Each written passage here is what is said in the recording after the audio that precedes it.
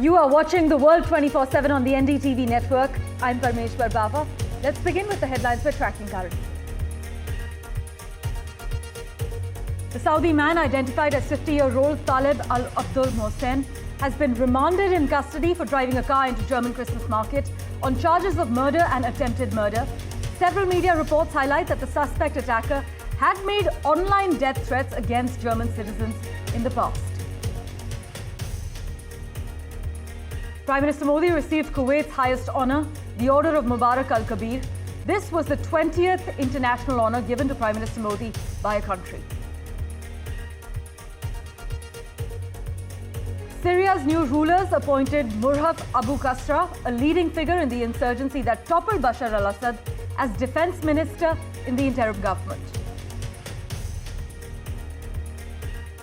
Donald Trump has demanded that the Panama Canal be given to the United States in Panama if Panama did not manage the waterway in a fashion that was acceptable to the US president-elect, and he accused the Central American country of charging excessive rates for use of the ocean connecting ship passage.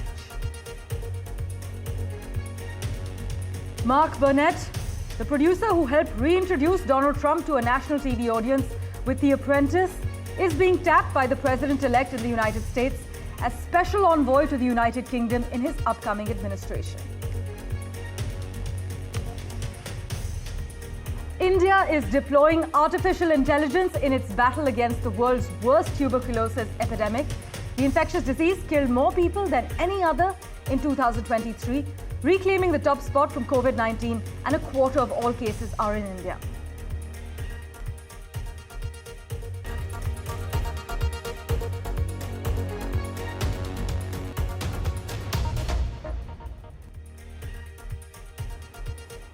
Well, a big focus. The Saudi man identified as 50-year-old Talib Al-Abdul Mohsen has been remanded in custody for driving a car into a German Christmas market in an attack that killed at least 5 people and injured over 200 others on charges of murder and attempted murder. Now, several media reports highlight that the suspect attacker had made online death threats against German citizens in the past. However, this deadly attack at this German Christmas market resurfaced bitter divisions over immigration and security. In fact, right-wing anti-immigration figures both inside Germany and abroad seized on Friday's incident after authorities identified the suspect, accused of driving that SUV through a crowd, killing 5, as a Saudi doctor. But some modified their tone following revelations that the man who arrived in Germany back in 2006 had actually criticized Islam and sympathized with the far right. But analysts highlight that this attack creates uncertainty at a time when certainties are already crumbling. And it will undoubtedly factor into Germany's February election, called after the government collapsed, and comes as the country grapples with broad economic discontent.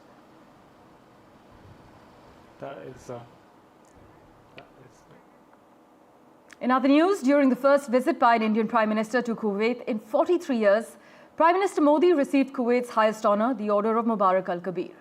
This is now the 20th international honour given to Prime Minister Modi by a country. But just listen in to what he had to say while he was in the Gulf nation regarding workers' deaths there and also the ties between our two nations. साथियों, भारत और Kuwait का रिश्ता सभ्यताओं का है,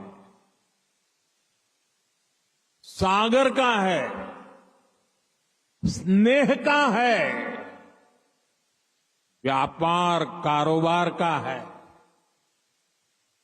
भारत और Kuwait अरब सागर के 2 किनारों पर बसे हैं।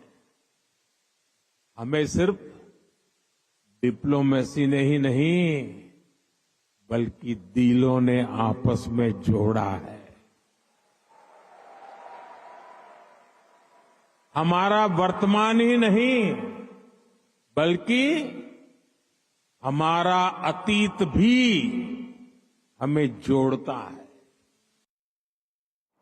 Well, switching tracks, Donald Trump has demanded that the Panama Canal be given back to the United States if Panama did not manage the waterway in a fashion that was acceptable to him, and he accused the Central American country of charging excessive rates for use of the ocean connecting shipping passage. Trump has basically said the Panama Canal should lower its fees or be given to Washington. So a little context for you here. The US actually built and administered the canal before transitioning control to Panama in 1999. Trump warned the waterway should not fall into the wrong hands, which is an apparent reference to China, although no Chinese entity actually manages the flow of ships through the canal. The threat, though, reflects Trump's hardball diplomacy, expected to be more pronounced as he enters his second term. He actually recently mocked Canada as well as the 51st state. And the willingness to go after allies ought to be a warning to other strife-torn governments in places like France, Germany, and South Korea, where political chaos and internal divides could make it hard to fight back. This is something analysts have also argued. Our Navy and Commerce have been treated in a very unfair and injudicious way. The fees being charged by Panama are ridiculous, highly unfair, especially knowing the extraordinary generosity that has been bestowed to Panama, I say very foolishly, by the United States. This complete ripoff of our country will immediately stop. It's going to stop. The United States has a big and vested interest in the secure, efficient, and reliable operation of the Panama Canal. Well, with that, let's turn our attention now to Syria, where new rulers appointed Murhaf Abu Qasra, who's a leading figure in the insurgency that toppled Bashar al-Assad, as defense minister in the interim government. This as Western officials are moving to deepen their engagement with Syria's transitional government, just as fresh uncertainty emerged on another Middle Eastern front.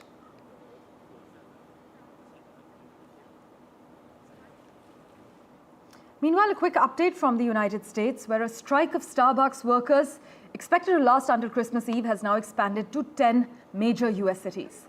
Bad news for last-minute shoppers looking to stop for a coffee break. But the strike also comes after similar action was taken during the holiday season by warehouse workers at Amazon, who walked out of 7 delivery hubs. Here are the finer details.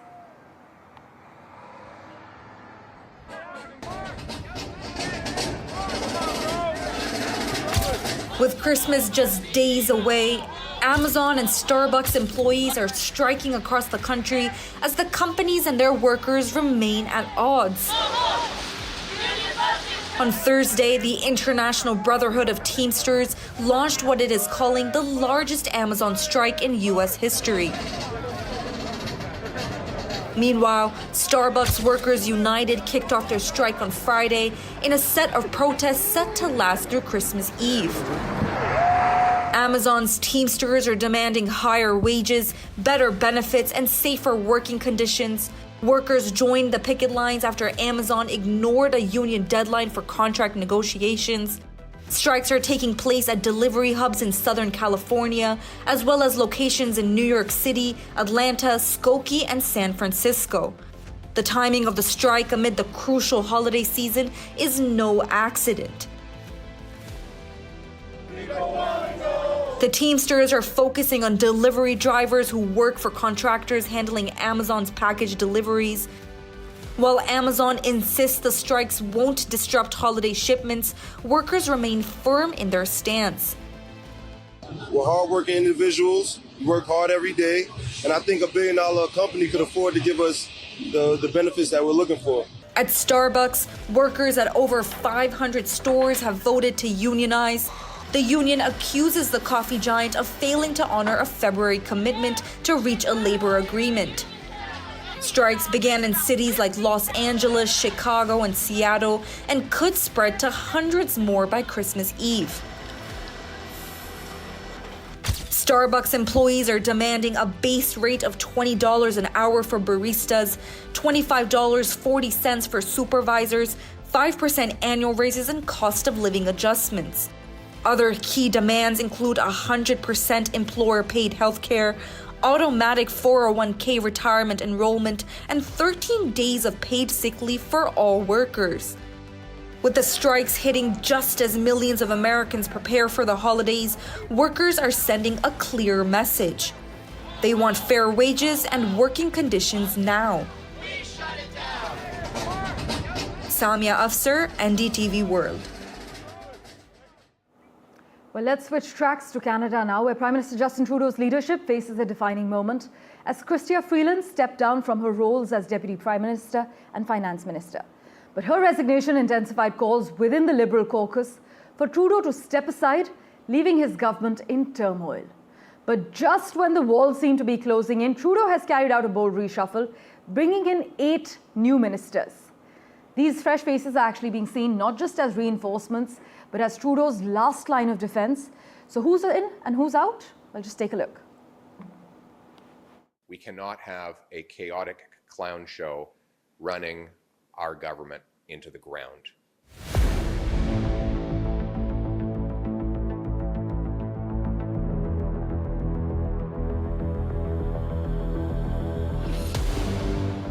Prime Minister Justin Trudeau's leadership faced a defining moment as Chrystia Freeland stepped down from her roles as Deputy Prime Minister and Finance Minister. Her resignation intensified calls within the Liberal caucus for Trudeau to step aside, leaving his government in turmoil. Just when the walls seemed to be closing in, Trudeau carried out a bold reshuffle, bringing in 8 new ministers. These fresh faces are being seen not just as reinforcements, but as Trudeau's last line of defense. Toronto MP Nathaniel Erskine-Smith takes on the housing portfolio at a time when Canadians are struggling with skyrocketing rents and home prices. Erskine-Smith runs a podcast, Uncommons, where he discusses policy issues with political figures across party lines. He once criticized the Liberal government's response to housing affordability, a portfolio he now leads. David McGuinty, a Liberal stalwart from Ottawa South, takes charge of public safety. With 7 years of experience chairing the National Security and Intelligence Committee, McGuinty is a critical asset for Trudeau as his government faces criticism over national security and foreign interference. Montreal MP Rachel Bendian steps up as a fierce advocate for Trudeau's agenda. She was a partner at a major Montreal law firm before entering politics. A staunch advocate of stricter gun control laws, she represents École Polytechnique de Montréal, the site of the 1989 massacre, which has deeply influenced her stance on public safety. Ruby Sahota, MP from Brampton North, takes on the dual task of bolstering Canada's democratic framework and driving economic growth in southern Ontario. Sahota is fluent in Punjabi and often addresses community events in multiple languages, strengthening her connection to Canada's multicultural electorate. Terry DeGuid from Manitoba is now tasked with bridging the Liberal government's gaps in the prairies. His background as an environmentalist and advisor on water issues positions him as a fresh voice for the region. DeGuid is one of the PMO's go-to advisors on green initiatives. Nova Scotia's Darren Fisher steps in as Minister of Veteran Affairs and Associate Minister of National Defence. Fisher is a self-described policy nerd who often takes deep dives into military and veterans issues. He is also a member of the National Security and Intelligence Committee. Joanne Thompson, MP for St. John's East, leverages her healthcare background to lead the seniors portfolio. Before politics, Thompson ran the Gathering Place, a health centre supporting vulnerable populations in Newfoundland. Elizabeth Brady of Sherbrooke, Quebec, takes over national revenue, ensuring Trudeau retains a stronghold in his home province. She brings her legal and community-focused background to the revenue portfolio, facing challenges on multiple fronts: housing, inflation, and national security. These ministers are being called upon to help Trudeau hold the line. This reshuffle is Trudeau's boldest gamble yet. Trudeau's new team has shown up to rescue his leadership and the Liberal Party's future ahead of the 2025 federal election.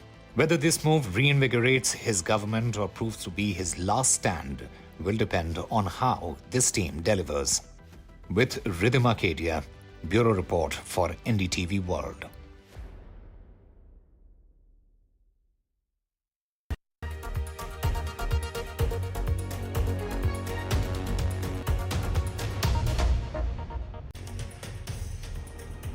Well, are you geared to explore the magic of Christmas in Britain? Well, from London's iconic winter wonderland and dazzling street lights to Scotland's stylish Christmas markets, plus a festive twist at Indian pubs in London ahead of Christmas. Take a glimpse of all of this with my colleague Radhika Iyer.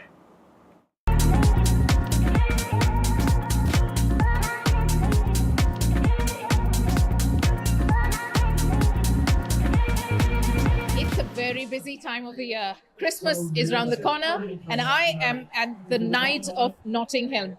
Look at how busy this pub is. This is a gastropub where the celebrities party too. Priyanka Chopra and her husband Nick Jonas was here and I'm here now. And the reason I'm coming to you from night of Notting Hill is because I have with me Zorawar Singh. This young man owns this gastropub. And I love the Christmassy decor. So the question I'm going to ask you, Zora, is the connection between British culture, Christmas, and Indian food. Yeah. Take us through these three elements and how you're bringing it together. So basically how we're bringing it together is we're combining like our flavors.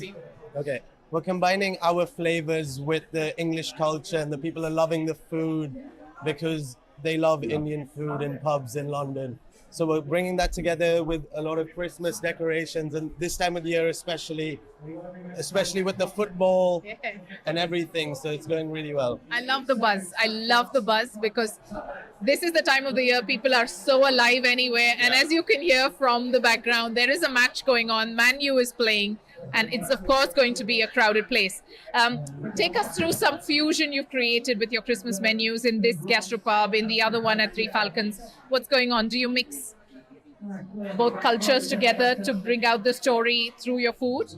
Yeah, so we're trying to do a mix of Indian and English, classic English Christmas dishes mixed with Indian food. Give us examples.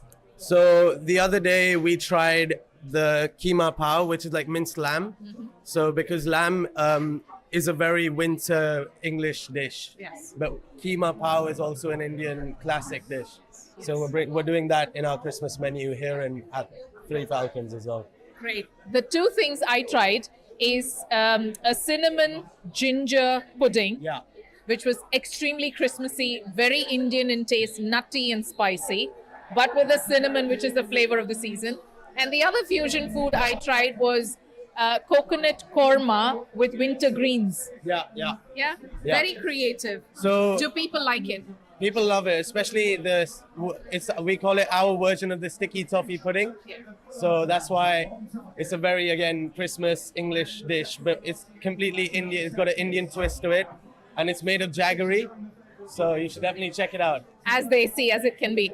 Priyanka was here not long ago, Priyanka Chopra and Nick Jonas. Tell us about that and how celebrities love just being so normal and British. Come to a gastropub, eat well, have a good time. So she walked in because this pub is in the heart of Notting Hill, and it's a very trendy area. All the celebrities love pubs, and they just walk down. Thanks for mentioning that. Let's go around the pub if that's okay, just to see how buzzing it is and how trendy, and it's a beautiful area of Notting Hill. Yes, go on, Zora. So celebrities love it because it's a part of like the Western culture, especially the UK, to just come have a drink in a pub if the pub is nice.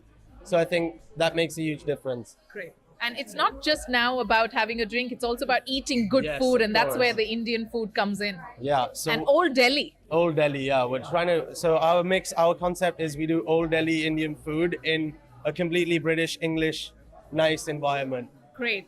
Thank you, Delhi boy. And I hope there's a lot more cheer and joy you spread through Indian food to Londoners here.